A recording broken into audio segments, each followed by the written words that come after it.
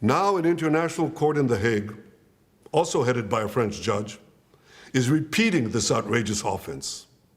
It is falsely accusing me, the democratically elected Prime Minister of the State of Israel, and Israel's former Defense Minister, Yoav Gallant, of deliberately targeting civilians.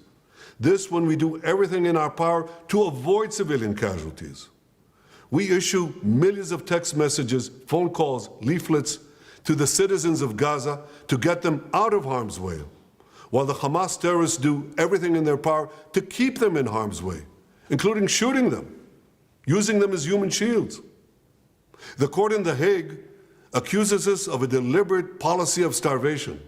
This when we've supplied Gaza with 700,000 tons of food to feed the people of Gaza. That's 3,200 calories for every man, woman, and child in Gaza. And these supplies are routinely looted by Hamas terrorists who deprive their people of much-needed food.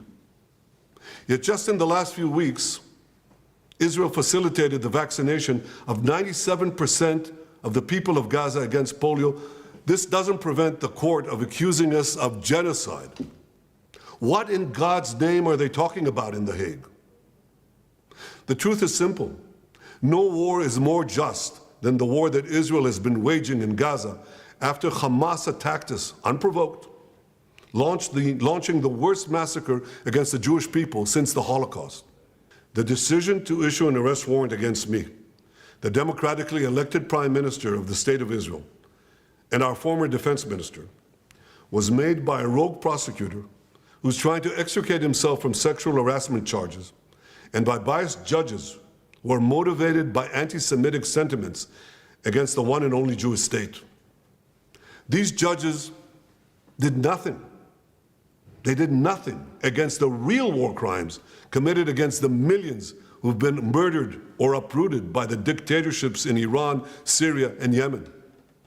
Instead, they falsely accused the one democracy in the Middle East, Israel, thereby imperiling the right of all democracies to defend themselves against murderous terrorists and tyrants.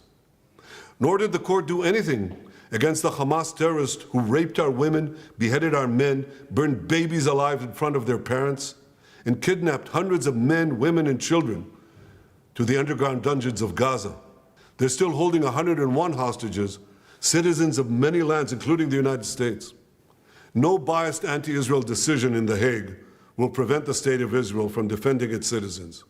And I want to thank our many friends around the world, especially those in the United States, who've condemned this outrage and who have said that this decision will have severe consequences for the ICC and those who cooperate with its decision.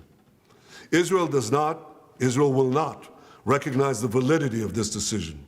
We will continue to do everything we must do to defend our citizens and defend our state against Iran's axis of terror, Iran and its terrorist proxies, which include Hamas, Hezbollah, the Houthis, and others.